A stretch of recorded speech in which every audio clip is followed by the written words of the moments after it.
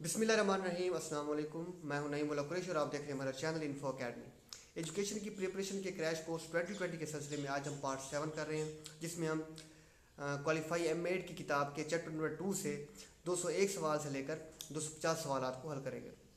कुछ अहबाब ने, कुछ भाइयों और कुछ बहनों ने ये सजेशन दिया है कि जितने भी फिलासफीज़ हैं और जितने भी थेरीज़ हैं उनके जो है वो पॉसिबल की वर्ड्स जो हैं उनको प्रिपेयर करके उन पे भी एक वीडियो बनाई जाए।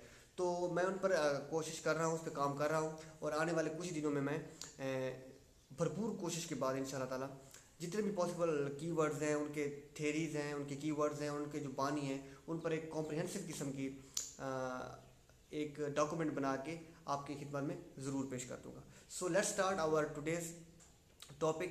आज के 50 सवाल मैं आपसे गुजारिश कर दूँ कि ये 201 से लेकर 250 सवाल जो है ये बड़े टेक्निकल, बड़े डिफ़िकल्ट किस्म के हैं थोड़े बहुत, लेकिन आई एश्योर यू कि अगर आप दिलचस्पी के साथ गौर से इनको पढ़ें, सुने तो इंशाल्लाह ताला आपको इनकी भरपूर समझ आ जाएगी। अगर आपको इन कॉन्सेप्ट्स की समझ आ जाती है, जो कि मैं भरपूर तरीके से इंशाल्लाह ताला आपको बड़े आसान अल्फाज में समझाने की कोशिश करूँगा, तो आप फिर एजुकेशन को आराम से समझ और पढ़ सकते हैं इंशाल्लाह ताला।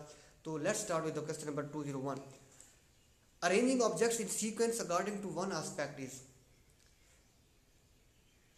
इस स्टेटमेंट का ताल्लुक जो है वो पियाजे की थियरी ऑफ कॉग्निटिव डेवलपमेंट के साथ है।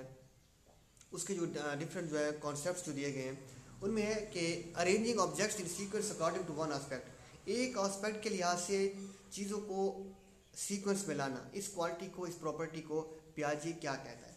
This is called seriation. Seriation से मुराद है कि बच्चा इस काबिल हो जाता है कोई किसी एक property, colour, size, weight, shape, इन प्रॉपर्टीज़ में से किसी भी तरह इनको चीज़ों को ऑर्डर कर सकता है, सीक्वेंस में ला सकता है, इनको तरतीब दे सकता है। So this is called seriation, यानी कि मुख्तलिफ कलर वाली, एक जैसी कलर वाली चीज़ों को अलग कर देना, असेंडिंग और डिसेंडिंग आर्डर में रख देना, बड़ी या छोटी चीज़ों को अरेंज कर लेना, this quality is called seriation. उसके बाद दूसरा सवाल है focusing on only one characteristics. इस प्रॉपर्टी को क्या कहते हैं? So focusing only on one characteristics, ये भी पियाजियन कॉन्सेप्ट है और इसको सेंट्रेशन कहते हैं। अब फोकसिंग ऑन वन कैरेक्टरिस्टिक्स सेंट्रेशन कहलाती है। सीरिएशन और चीज़ है, सेंट्रेशन और चीज़ है। सीरिएशन में चीज़ों का सीक्वेंस होता है, उनका ऑर्डर होता है, जबकि फोकसिंग में एक एस्पेक्ट के हवाले से उनकी सेंट्रेशन की जाती है। 203 सवाल नंबर है, the ability to logically combine the relations to understand certain conclusions. चीज़ों के दरमियान रिलेशनशिप को कौन सी चीज़ जो है वो आइडेंटिफाई कराती है? That is called transitivity. Transitivity का मतलब ही है कि चीज़ों के दरमियान रिलेशनशिप को डिटरमिन करना। जिस तरह इंग्लिश में एक लफ्ज़ ट्रांजिटिव वर्ब इस्तेमाल होता है, यानी कि वो वर्ब और ऑब्जेक्ट के दरमियान अगर ताल्लुक पाया जाए तो इसको ट्रांजिटिविटी कहते हैं या ट्रांजिटिव वर्ब कहते हैं। अगर ना हो और इस क्वालिटी की जो है वो एब्सेंस हो तो इन ट्रांजिटिविटी कहा जाता है। ठीक है, तो this is also Piagetian concept, the ability to logically combine relationships to understand certain conclusions. इस प्रॉपर्टी को हम ट्रांजिटिविटी कहते हैं। अब यहाँ से हम थोड़ा सा चीज़ों में डिफ्रेंशिएट भी कर सकते हैं। Seriation to bring things and objects into order and sequence, centration to focus on only one characteristics. Classification का मतलब होता है डिफरेंट प्रॉपर्टीज़ या यकसां प्रॉपर्टीज़ की बुनियाद पर एक जैसी चीज़ों को दूसरों से अलग करना। और transitivity to find out relationships. 204 सवाल है कि phase at which a child can master task if given appropriate help and support. इस स्टेटमेंट का ताल्लुक लीव विगोस्की के theory psycho social cognitive development के साथ या सोशो कल्चरल कॉग्निटिव डेवलपमेंट के साथ है। ये थ्योरी लीव विगोस्की ने दी थी, जिसके कॉन्सेप्ट में MKO यानी कि more knowledgeable others, ZPD zone of proximal development और एक और कॉन्सेप्ट स्कैफोल्डिंग भी शामिल है। सो जोन ऑफ प्रॉक्सिमल डेवलपमेंट क्या होता है? वो फेज, वो वक्त, वो ड्यूरेशन कि अगर उस वक्त बच्चे को अगर एक प्रॉपर सपोर्ट और हेल्प दे दी जाए तो बच्चा जो काम इंडिपेंडेंटली नहीं कर सकता उसको भी वो परफॉर्म करने के काबिल हो जाएगा। सो this is called zone of proximal development. A child can master task if given appropriate help and support. Support के साथ और हेल्प के साथ वो उस काम को करने के काबिल हो जाता है। A sense of concern for the future generation is. ये सारी जितनी इसकी स्टेम में जितनी भी ऑप्शंस आए हुए हैं, इन सब का तलब जो है वो एरिक्सन के मॉडल के साथ है। मैंने पिछली वीडियोस में उसके 8 जो स्टेजेस हैं, 8 स्टेजेस हैं, वो बार बार मैंने दोहराई हैं। बहरहाल sense of concern for future generation, इंसान की ज़िंदगी का वो ड्यूरेशन, वो हिस्सा जिसमें वो आने वाली नस्लों के बारे में सेंसिटिव हो जाता है, उनके बारे में सोचना शुरू कर देता है, उनके बारे में कंसर्न करना शुरू कर देता है, उसको कहते हैं जनरेटिविटी। ठीक है, हर फेज़ की अलग अलग खसूसियात हैं। जनरेटिविटी जब इंसान उम्र के उसी से होता है जब वो अपनी फ्यूचर जनरेशन के बारे में, अपने बच्चों के बारे में सोचना शुरू कर देता है, उनके हैप्पीनेस के बारे में, उनके एजुकेशन, उनके सेटिंग और सेफ्टी वगैरह के बारे में। This is called generativity. इसके उलट जो है, जनरेटिविटी के उलट जो है स्टैग्नेशन का कॉन्सेप्ट होता है। अगर जनरेटिविटी है, अगर कंसर्न है फ्यूचर जनरेशन का तो जनरेटिविटी, अगर नहीं है तो that is called stagnation. Anyhow the complex answer to the question who am I, who am I, अगर हमसे पूछे कि हु आर यू, तो वो हमसे क्या पूछ रहा है, हमारी आइडेंटिटी। तो इस सवाल का ताल्लुक भी पियाजे कॉन्सेप्ट के साथ है। पहला स्टेज होता है ट्रस्ट वर्सेस मिसट्रस्ट, दूसरा जो होता है वो autonomy versus doubt and shame, और तीसरा होता है identity versus role confusion. So who am I का ताल्लुक जो है वो आइडेंटिटी के साथ है। सो इंडस्ट्री जो कहते हैं प्रोडक्टिव होने को, इंटेग्रिटी कहते हैं सेल्फ एस्टीम को। ये मैं आपको की वर्ड्स दे रहा हूँ, समझे बस। इंडस्ट्री कहते हैं बीइंग प्रोडक्टिव, ठीक है, to engage in a productive work. Integrity का ताल्लुक जो है वो सेल्फ एस्टीम के साथ होता है, इज्जत के साथ होता है। इनिशिएटिव का मतलब होता है कि आप मोटिवेट होते हैं कोई नई चीज़ को हासिल करने के लिए, उसको अचीव करने के लिए। और आइडेंटिटी का मतलब होता है अपना इंट्रोडक्शन।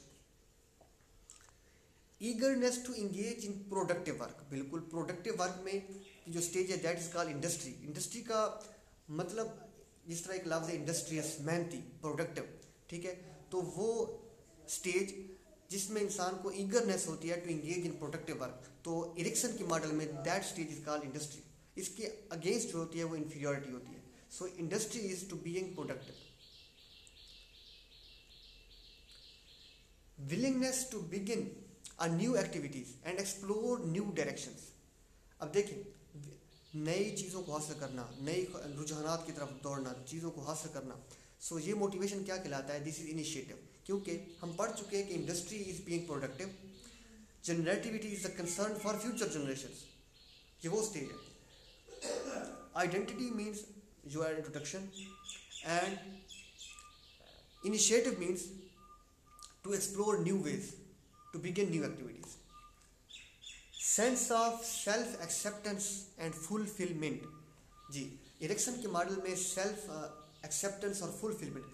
देखिए, सेल्फ एक्सेप्टेंस या सेल्फ एस्टीम इसे आप कह रहे हैं, और फुलफिलमेंट का ताल्लुक जो है वो इंटेग्रिटी के साथ होता है, अपने वक़ार के साथ, तशख़्ख़ुस के साथ। जब इंसान चाहता है कि उसको अपने सोशल सर्कल में इज़्ज़त मिले, तकरीम मिले, उसको कहते हैं इंटेग्रिटी, ठीक है जी। उसके बाद जो ये लास्ट स्टेज होती है, उसके बाद इसी चीज़ को मैस्लो ने सेल्फ एस्टीम कहा है अपने हायरार्की ऑफ नीड्स में। Technique that involves changing the level of support for learning, that is called ji scaffolding. क्यों, ये दोबारा बात आ गई कि ये वही कंसेप्ट है जिसका ताल्लुक जो है वो लीव विगोस्की की theory psycho social cognitive development के साथ है, जिसमें उसने ZPD zone of proximal development, MQ more knowledgeable others, और फिर एक स्कैफोल्डिंग का कंसेप्ट दिया। स्कैफोल्डिंग का मतलब क्या है, a technique that involves changing the level of support. अब स्कैफोल्डिंग की प्रॉपर्टीज ये है, इसमें लेवल ऑफ सपोर्ट चेंज किया जाता है। कैसे कि बच्चा जो काम परफॉर्म नहीं कर सकता उसको पहले ज़्यादा सपोर्ट दी जाती है, तो वो थोड़ा थोड़ा उसके बारे में अवेयर हो जाता है, तो फिर सपोर्ट के लेवल को बतदरीज कम किया जाता है, हत्ता कि वो चाइल्ड, वो लर्नर इंडिपेंडेंट बन जाता है और फिर वो अपना काम खुद भी परफॉर्म कर सकता है। सो स्कैफोल्डिंग का डायरेक्ट ताल्लुक जो होता है वो changing the level of support के साथ होता है। Changing the level of support, इसको जो है वो ZPD के साथ अपने मिक्स नहीं करना। The value that one places on one's characteristics, abilities or behavior, that is called self-esteem. देखिए, सेल्फ इस्टीम का मतलब भी क्या होता है, दूसरे को वैल्यू देना, उसको वर्थ देना, उसको एक्नॉलेज करना। तो ये की वर्ड है, worth, value and acknowledgement, this is called self esteem.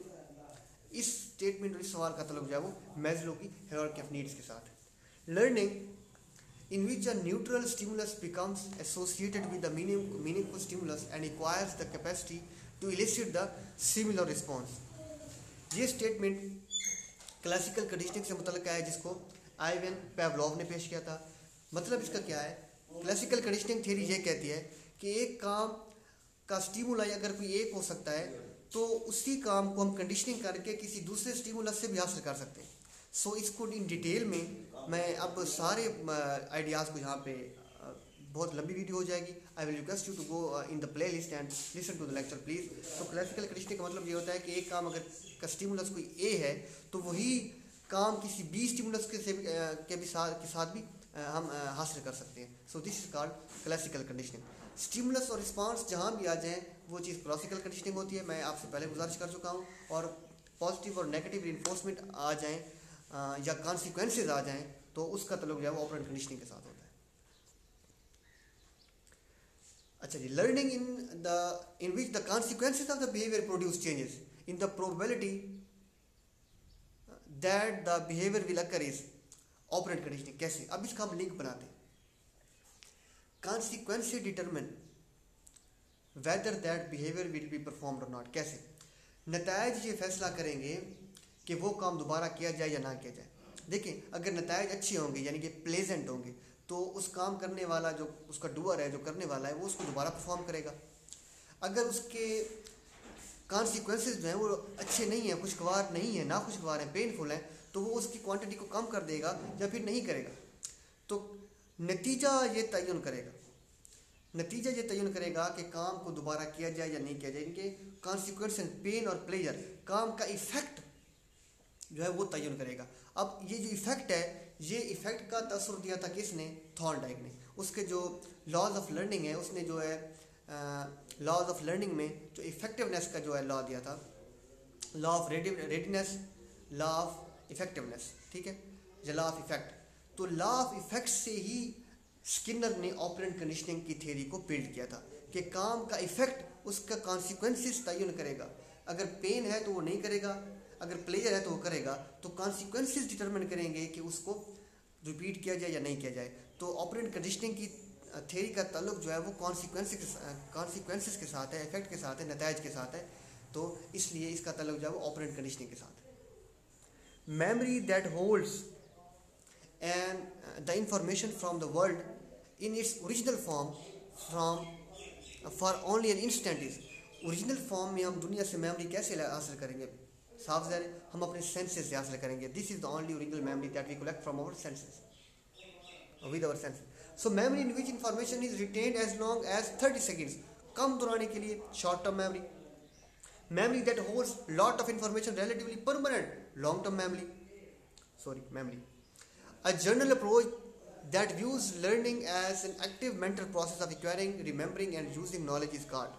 देखिए, इन सारी लफ्ज़ों का ताल्लुक जो है वो मेंटल कॉम्पिटेंसी के साथ है। मैंने आपको पहले भी कहा है कि माइंड के जितने भी फंक्शन आ जाएं, कॉग्निशन आ जाए, रिमेंबरिंग आ जाए, रिटेंशन आ, जो भी चीज़ आ जाए, इसका ताल्लुक जो है वो कॉग्निशन के साथ होता है। So this is called cognitive view. A continuous process which never comes to end। learning never comes to end, it is never ending process। punishment is an example of punishment। अब देखिए, learning क्या होती है? Learning होती है changing behaviour, positive motivation, जहाँ पे उन्होंने खाना पूरी किया है। अब यहाँ पे दो मोटिवेशन होते हैं, इंट्रिंसिक मोटिवेशन या एक्सट्रिंसिक मोटिवेशन। इंट्रिंसिक का मतलब इंट्रिंसिक, आपके अंदर पाया जाने वाला जज्बा। आपको बाहर के जज्बे की ज़रूरत नहीं है, मजबूर करने की ज़रूरत नहीं है, बल्कि अंदर ही आपके मन में एक यानी कि ख्वाहिश पैदा होती है। और इंट्रिंसिक मोटिवेशन वो होती है कि आपको डायरेक्ट वो काम करके ही खुशी महसूस होती है। जिस काम से आपको डायरेक्टली राहत महसूस हो, खुशी महसूस हो, आप खुद मोटिवेटेड हो, that is called intrinsic motivation. अब पनिशमेंट इंट्रिंसिक नहीं है, पनिशमेंट आउटर थिंग है, एक्सट्रिंसिक है। एक्सट्रिंसिक का मतलब होता है वो चीज़ जो बाहर की है, ठीक है। So punishment is an extrinsic motivation, ये बाहर से चीज़ है जो आपको मजबूर करेगी कोई काम करने में। सवाल नंबर 220 है, approach to motivation that emphasis personal freedom, choice, self determination and striving for personal growth. ये सारे की वर्ड्स हैं ह्यूमनिस्टिक अप्रोच के। ह्यूमनिस्टिक अप्रोच का बानी जो है वो मैस्लो था, जिसमें क्या होता है, इंसान पर्सनल फ्रीडम होती है, चॉइस होती है, ठीक है, and he is very free to do all this things, ठीक है जी। So this is called humanistic approach. उसके बाद है जी motivation associated with activities that are their own reward. बिल्कुल वो मोटिवेशन जिसको करके ही ऐसा लगे कि करके ही राहत मिले, उससे करना ही खुद एक रिवार्ड से कम ना हो। So that is called intrinsic motivation. क्योंकि जब भी एक्सट्रिंसिक मोटिवेशन होगी बाहर से हमें कोई मजबूर करेगा, जबकि इंट्रिंसिक मोटिवेशन हमें खुद राहत और तस्कीन देगी, उससे करके ही हमें ऐसा लगेगा जैसे करना ही एक रिवार्ड के बराबर है। So this is intrinsic motivation. Area of classroom where the greatest amount of interaction takes place, जहाँ पे सबसे ज़्यादा एक्टिविटीज़ टेक्स प्लेस करती है या interaction between the teacher and students बहुत ज़्यादा होता है क्लासरूम का, वो area that is called action room. Approach of psychology that focuses on the analysis of the components of consciousness. यहाँ से दो नई थेरीज, बल्कि मैं कहूँगा 3 नई थेरीज जो है हम आपको समझाने की कोशिश करेंगे। कौन कौन सी? देखें, एक थेरी होती है स्ट्रक्चरलिज्म, एक है फंक्शनलिज्म, और एक और थेरी है दैट इज कॉल्ड गेस्टाल्ट। अब मैं तीनों में डिफ्रेंशिएट कर देता हूँ, ये आप 2 मिनट इसको आराम से सुने, आप तीनों में आसानी से डिफ्रेंशिएट कर सकें। स्ट्रक्चरलिज्म का लफ्ज़ निकला है स्ट्रक्चर से, साख्त, वो ये सारी मेंटल अप्रोचेज हैं। और स्ट्रक्चरलिस्ट, जो स्ट्रक्चरलिज्म का बानी था स्ट्रक्चरलिस्ट, वो था विलियम वुंड। उसने जर्मनी के शहर लिप्सिंग में 1879 में 1879 में एक लेबॉर्ट्री भी कैम्प की थी, और ये वो शख्स था जिसने साइकोलॉजी को प्रॉपर लेबॉर्ट्री में एक प्रैक्टिकल एक्सपेरिमेंटल शेप दे दी थी। So William Wundt was the structuralist. और स्ट्रक्चरलिज्म का मतलब क्या है? वो ये समझते हैं कि जो इंसान का माइंड है वो चंद स्ट्रक्चर्स पर मुश्तमिल है। अब इसके कीवर्ड्स कौन कौन से बनेंगे कि वो माइंड जो है वो छोटे छोटे पीसेस पर मुश्तमिल है, कंपोनेंट्स पर मुश्तमिल है, पार्ट्स पर मुश्तमिल है। देखिए, माइंड और ब्रेन में फ़र्क होना चाहिए। Brain is the physical part और माइंड जो है वो उसका फंक्शन होता है। अब चूँकि माइंड एक मेटाफिजिकल पार्ट है, सो वो कौन से ऐसे छोटे छोटे पीसेस होंगे, कंपोनेंट्स होंगे जिनसे वो बनेगा, क्योंकि उसकी जो फिजिकल हैसियत तो है नहीं। तो वो स्ट्रक्चरलिस्ट कहते हैं कि माइंड जो है, जो कि मेटाफिजिकल चीज़ है, वो बनता है हमारे सम ऑफ एक्सपीरियंसेस से। सो एक और स्टेटमेंट जो इसके साथ अटैच की जाती है स्ट्रक्चरलिज्म के साथ, structuralism says that mind is our sum total of experiences. जितनी भी चीज़ें हम एक्सपीरियंस करते हैं वो टोटल मिल के हमारा माइंड बन जाती है। Experience number 1, experience number 2, 3, 4 and etcetera, infinite experiences, they all are equal to our mind. यानी कि स्ट्रक्चरलिस्ट समझते हैं आपका माइंड कितना है, आपके पास कितनी इल्म है, जहानत है, कुछ भी तजुर्बा है कितना है, that is equal to your experiences. So उन एक्सपीरियंसेस की जो है वो कंपोनेंट्स हैं, वो उसको स्टडी करते हैं। वो ये समझते हैं कि माइंड के कंपोनेंट्स होते हैं, उसके पार्ट्स होते हैं, उसके पीसेस होते हैं, उनका एक स्ट्रक्चर होता है, और वो पीसेस किस पर मुश्तमिल होते हैं? हमारे एक्सपीरियंसेस पर, ठीक है। और वही एक्सपीरियंसेस मिल के they are equal to our mind. So ये सारी चीज़ जो है दिस इज कॉल्ड स्ट्रक्चरलिज्म। अब इस स्टेटमेंट को दोबारा पढ़ें। Approach of psychology that focuses on the analysis of the components of the consciousness. जो कॉन्शियसनेस, जो हमारा कॉन्शियसनेस है, जो हमारा माइंड है, उसके अज्जा को कौन स्टडी करेगा? साफ ज़ाहिर है स्ट्रक्चरलिस्ट ये बिलीव रखते हैं और स्ट्रक्चरलिस्ट ही इसकी स्टडी करेंगे। अब मैं आपको बताना चाहता हूँ कि फंक्शनलिज्म क्या होती है। फंक्शनलिज्म क्या होती है? फंक्शनलिज्म का जो स्कूल ऑफ थॉट है वो स्ट्रक्चरलिज्म के अगेंस्ट आया था, और उसके बानी जो थे वो विलियम जेम्स थे। अब वो क्या कहते हैं? विलियम जेम्स कहता है कि हमें इससे कोई गर्ज नहीं कि माइंड किस चीज़ से मिलकर बना है, और ना हमें इससे कोई लेना देना है, बल्कि हमने ये देखना है कि माइंड का फंक्शन क्या है। और फंक्शनलिस्ट के नज़दीक जो है वो माइंड का जो फंक्शन होता है वो होता है उसका एडजस्टमेंट टू द एनवायरनमेंट। तो वो जोर देते हैं माइंड की एक्टिविटी पर, माइंड की परफॉर्मेंस पर, माइंड के रोल पर। देखिए, फंक्शनलिस्ट क्या करते हैं? फंक्शनलिस्ट जोर देते हैं किस पर? माइंड के फंक्शन पर, उसकी परफॉर्मेंस पर, उसके रोल पर, उसकी एक्टिविटी पर। सो ये इसके कीवर्ड्स हैं, परफॉर्मेंस, रोल, एक्टिविटी, ठीक है। तो एक्टिविटी और परफॉर्मेंस होती क्या है माइंड की? Adjustment to the environment. So functionalist mind के फंक्शन पे जोर देते हैं कि वो कहते हैं कि हमें इससे कोई गर्ज नहीं कि माइंड की स्ट्रक्चर क्या है, बल्कि हमें ये देखना चाहिए कि माइंड का फंक्शन क्या है, उसकी प्रैक्टिस क्या है। So this is called functionalism. अब हम करते हैं सवाल नंबर 224 को। वो कहते हैं अकॉर्डिंग टू विलियम जेम्स। अब विलियम जेम्स फंक्शनलिज्म का बानी है। जो ही विलियम जेम्स आए हम आसानी से फंक्शनलिज्म की तरफ जो है रुजू कर सकते हैं, लेकिन पूरी स्टेटमेंट को पढ़ना है कि पूछ क्या रहा है। 12 understanding the activities of mind for the adjustment to the environment is important rather than components और कंपोजिशन। वो कहता है हमें ये गर्ज नहीं है कि उसकी कंपोजिशन या कंपोनेंट्स क्या है, बल्कि हमें ये समझना चाहिए, ये अंडरस्टैंड करना चाहिए कि माइंड की जो एक्टिविटीज़ क्या है, उसके अफ़ाल क्या है, एडजस्टमेंट टू द एनवायरनमेंट के लिए माइंड कौन सा फंक्शन प्ले करता है। सो हमें रोल, उसके एक्टिविटी, उसके फंक्शन की ज़रूरत है, ना कि उसके कंपोनेंट्स की ज़रूरत है। तो कौन सी थियरी माइंड के फंक्शन पर जोर देती है, उसके रोल पर, उसकी परफॉर्मेंस पर, उसकी एक्टिविटी पर जोर देती है, दैट इज़ फंक्शनलिज्म।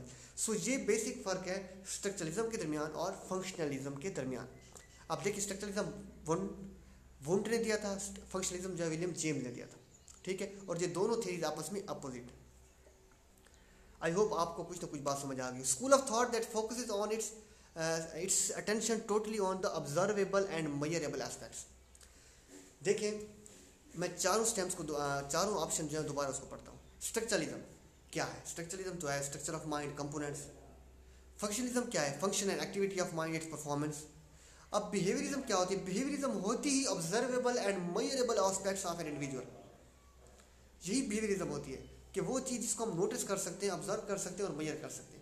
ट्रांसपर्सनल जो साइकोलॉजी है, इसका ताल्लुक जो है वो स्पिरिचुअल साइकोलॉजी के साथ होता है, हमारी स्पिरिचुअलिटी के साथ होता है। सो ऑब्जर्वेबल चीज़ और मेजरेबल चीज़ का ताल्लुक हमेशा बिहेवियरिज्म के साथ होता है। सो यही इसके कीवर्ड्स हैं कि behaviour is always observable, it is always measurable. 226 सवाल कर रहे हैं इस वक्त हम।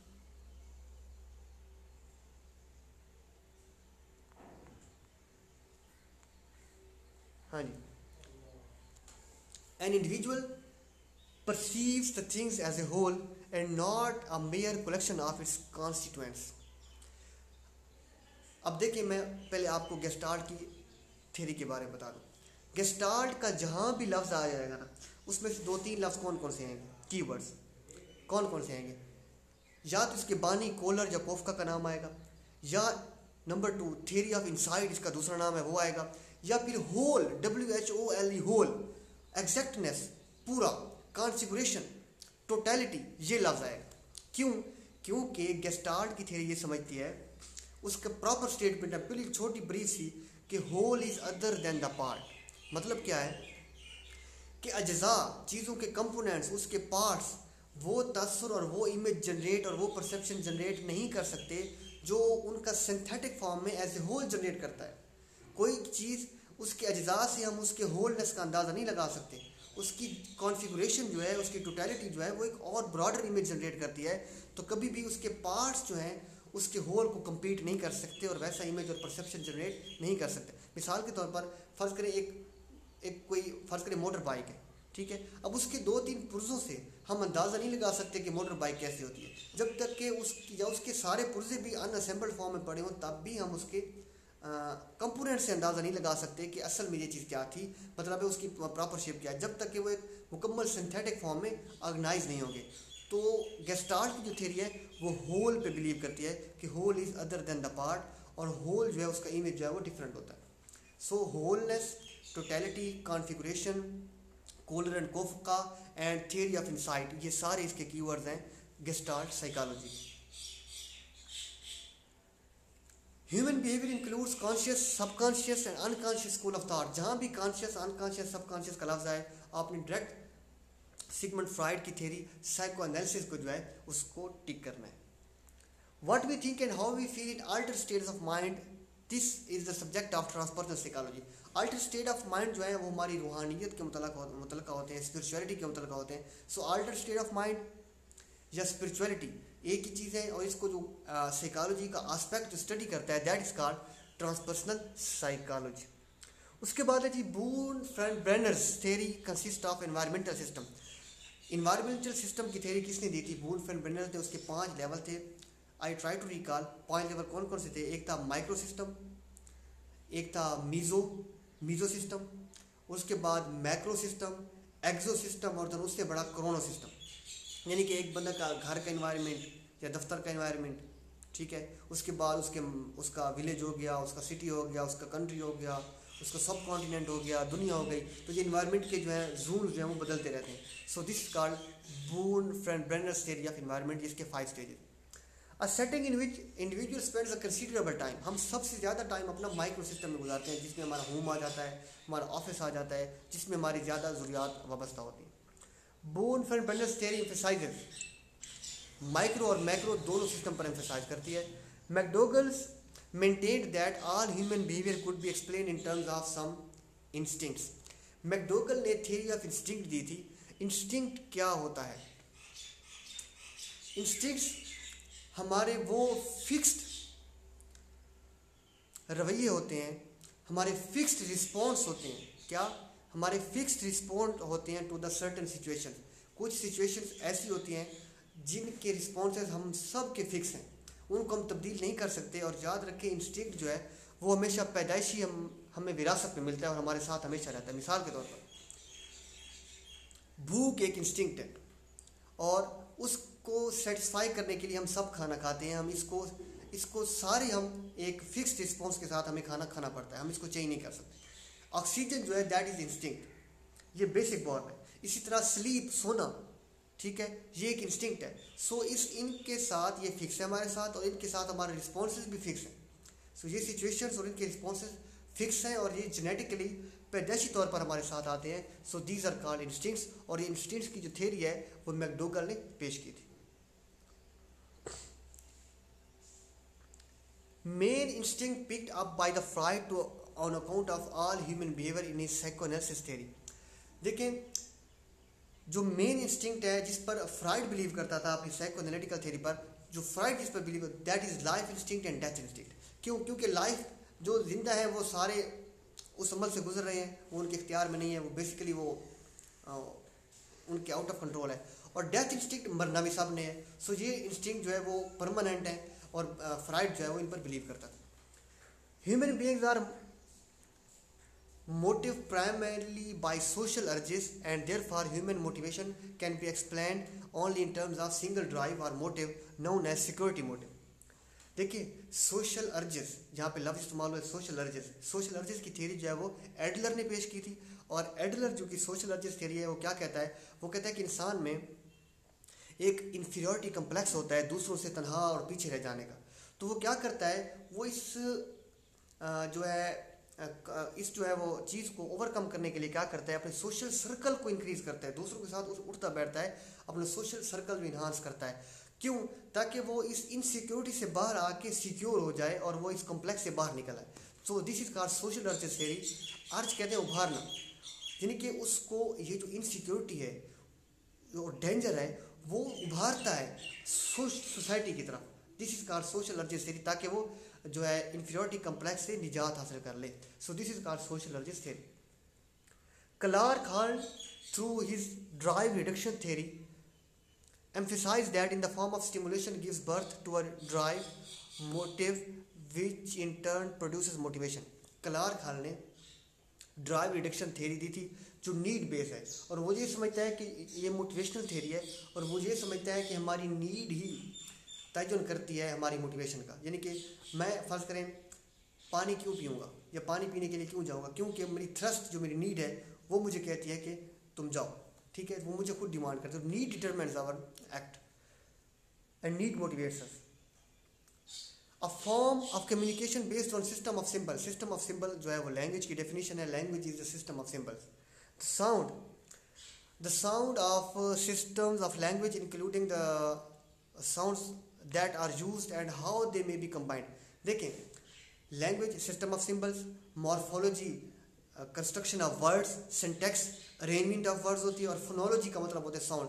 फोन हम किसे कहते हैं? Phone, sound. फोन का लफ्ज़ भी साउंड से निकला है। So phonology is the study of sounds of words, this is called phonology. So phonology का जो की वर्ड है दैट इज साउंड। मॉर्फोलॉजी होती है लफ्ज़ों की अरेंजमेंट, लफ्ज़ की कंस्ट्रक्शन, ठीक है। The unit of meaning involve in the word formation. हाँ, वर्ड फॉर्मेशन अभी हमने पढ़ा है। जब वर्ड की फॉर्मेशन होगी, एक लफ्ज़ की तश्कील होगी, उसको हम कहते हैं मॉर्फोलॉजी। जो वर्ड की स्ट्रक्चर बनती है उसको मॉर्फोलॉजी कहते हैं। मैं यहीं पे आपको चार चीज़ें दोबारा बता दूं। लेकिन सिमेंटिक्स स्टडी ऑफ मीनिंग होती है, फोनोलॉजी जो होती है स्टडी ऑफ साउंड होती है, मॉर्फोलॉजी जो होती है वो होती है construction of word, structure of word. Pragmatics कहते हैं स्टडी ऑफ इन्वायरमेंट और सिचुएशन और कॉन्टेक्स्ट। सिंटैक्स ऊपर खड़ा है, इसका मतलब होता है arrangement of words in sentences. यानी कि मॉर्फोलॉजी और सिंटैक्स में क्या फ़र्क है? मॉर्फोलॉजी है arrangement of construction of word, और सिंटैक्स है arrangement of those words in a phrase और सेंटेंस, वो होता है सिंटैक्स। 239 है the way the words are combined, the words are combined, word अब जहाँ पे वर्ड्स का इस्तेमाल ज़्यादा अल्फाज उनको कंबाइन किया जाता है to form accepted phrase and sentence.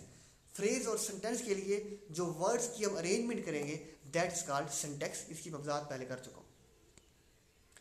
Semantics refers to the meanings of the words, ये लिंग्विस्टिक्स की वो शाख है जो लैंग्वेज या वर्ड्स के मीनिंग को स्टडी करती है, semantics. The characteristics of language development at the 2 year, उसमें कौन कौन सी प्रॉपर्टीज आ जाती हैं? वोकैबुलरी इंक्रीज करती है, पास्ट टेंस का इस्तेमाल होता है, प्रीपोजिशन का इस्तेमाल, ये सारे जब फीचर्स आ जाते हैं। The role of training and experiences for shaping the modelling of behaviour is emphasised in. देखिए बिहेवियरिस्ट क्या समझते हैं? बिहेवियरिस्ट यही तो बिलीव रखते हैं कि ट्रेनिंग के साथ इन्वायरमेंट तब्दील करके, उसकी कंडीशनिंग करके चीज़ों के बिहेवियर को उनको मॉडलाइज किया जा सकता है, उनकी मॉडलिंग की जा सकती है, उनकी रीशेपिंग की जा सकती है, उसको तब्दील किया जा सकता है।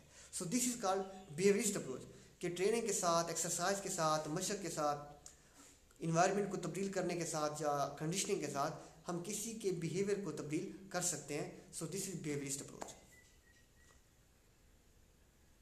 Gestalt is a German word which means, हाँ पहले हम इसका जिक्र कर चुके हैं, गेस्टाल्ट की थ्योरी कोलर कोफका ने दी थी। उसके बाद it focus on the whole, whole is other than the part, और इसका दूसरा नाम है थ्योरी ऑफ इनसाइट। ये कीवर्ड हो गए। अब इसका मतलब क्या है? होल बिल्कुल, कॉन्फ़िगरेशन ठीक है, टोटल पैटर्न, ये तीनों चीज़ें ठीक है, होल कॉन्फ़िगरेशन है, टोटल पैटर्न, गेस्टाल्ट तीनों चीज़ों की बात करती है। Bandura's social learning theory emphasizes that model of पता नहीं क्या है of what we learn is acquired through। देखिए बेंडोरा ने जो थ्योरी पेश की थी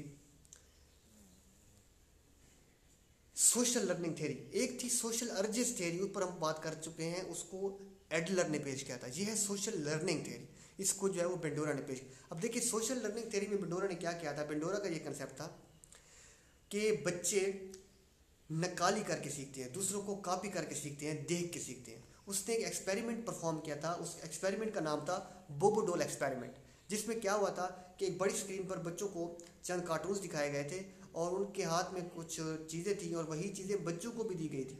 तो बच्चे जैसा उन कार्टून को देखते थे उन चीज़ों के साथ ही वैसा परफॉर्म करने की कोशिश करते थे, यानी कि देख के परफॉर्म करते थे। This is called social learning theory. मतलब क्या है? इंसान अपनी सोसाइटी से, अपने इर्द गिर्द से, गिरदोनवा से, इन्वायरमेंट से लर्निंग करता है, उनको कॉपी करता है। सो क्या होगा? बेंडोरा क्या समझता है? Observing, experimenting, imitating. देखिए एक्सपेरिमेंटिंग की स्टेज तो अभी बहुत हायर स्टेज है। सो ऑब्जर्व करना और इमिटेट करना। सो ए एंड सी दोनों जो है वो सोशल लर्निंग थ्योरी का हिस्सा है। Learning in which the students construct on understanding on their own. बच्चे खुद ही नॉलेज हासिल करते हैं, गेन करते हैं, खुद डिस्कवर करते हैं। That is called discovery learning. ठीक है, तो ये सवाल हो गए हमारे, बाकी रह गए हमारे 5 सवाल। For which of the following is William Wundt primarily noun. William Wundt को जो है किस चीज़ के लिए जाना जाता है? विलियम वुंट कौन है? ये वो स्ट्रक्चरलिस्ट है जिसके हम पहले बात कर चुके हैं, जो माइंड के कंपोनेंट्स और पार्ट्स पर बात करते हैं।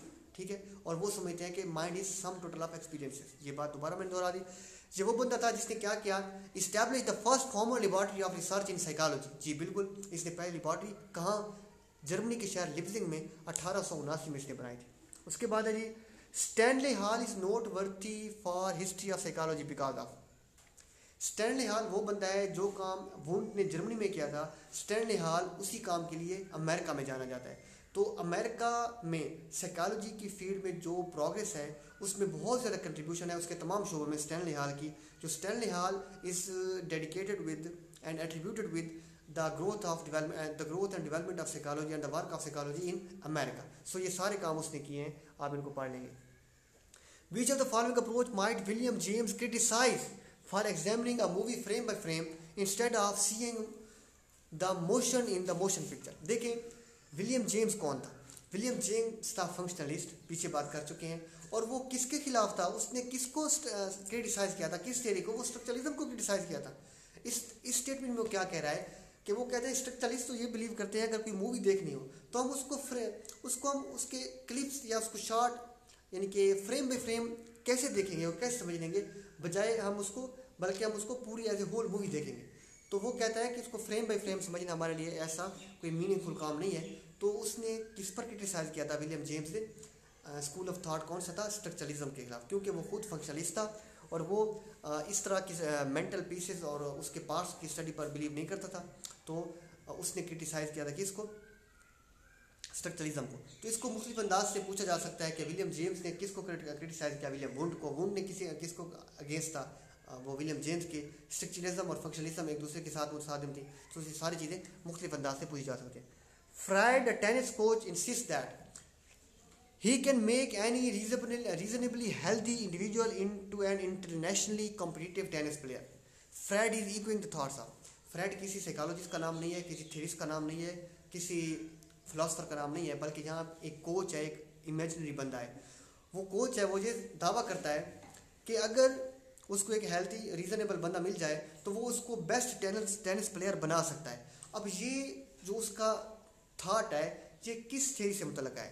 सिगमंड फ्राइड की साइकोएनालिसिस से, इब्राहिम मैस्लो के हायरार्की ऑफ नीड्स से, विलियम जेम्स की फंक्शनलिज्म से, या जेबी वाटसन की बिहेवियरिज्म से? बिल्कुल बिहेवियरिज्म से। क्यों? क्योंकि बिहेवियरिस्ट यही तो बिलीव रखते हैं कि हम किसी भी शख्स के बिहेवियर को तब्दील कर सकते हैं। फ्रेड जो कोच है वो यही बिलीव रखता है कि मुझे आप रीज़नेबल हेल्थी बना दें तो मैं उसको एक उसकी कंडीशनिंग करके, उसके एनवायरनमेंट दे के, उसके बिहेवियर को एक अच्छे टेनिस प्लेयर के कॉम्पिटिटिव प्लेयर में बदल दूंगा। सो जेबी वाटसन जो है वो बिहेवियरिज्म की अप्रोच को शो कर रहा है, इसलिए वो जेबी वाटसन की जो है वो सोच का हामिल है। Which of the following approaches might suggest that forgetting to pick the mother up at the airport was Henry's unconscious way of saying that he did not welcome her visit. Unconscious का जहाँ भी नाम आएगा इसका मतलब psychoanalysis होगा, इसका मतलब सिगमंड फ्राइड होगा। जहाँ स्टेटमेंट में कहता गया है कि अगर एक बंदा एयरपोर्ट से आया है और दूसरे ने उसको ड्रॉप नहीं किया, उसको पिक नहीं किया, तो इसका अनकॉन्शियसली मतलब वो यही समझेगा कि शायद उसने मुझे इज्जत नहीं दी, मुझे वेलकम नहीं किया। सो उसका एक ये एक्सप्रेशन था कि उसने मुझे चूँकि वेलकम नहीं किया तो मुझे एहसास दिलाना चाहता था। So this is unconscious way of saying that he is not welcoming. So this is called psycho analytic approach. सो ये थे आज के 50 सवाल। मैंने कोशिश भरपूर किया है कि इनको बड़े कॉम्प्रहेंसिव वे में आपके सामने पेश करूँ। Any how I am hopeful कि आपको ये समझ आ जाएंगी इंशाअल्लाह। मैं उस पर वर्क कर रहा हूँ, उसके क्या नाम है कीवर्ड्स पर और थ्योरीज पर। नेक्स्ट वीडियोज़ में इंशाअल्लाह आपको ज़रूर वो शेयर करूँगा। So keep watching, subscribers, thank you, अल्लाह हाफ़िज़।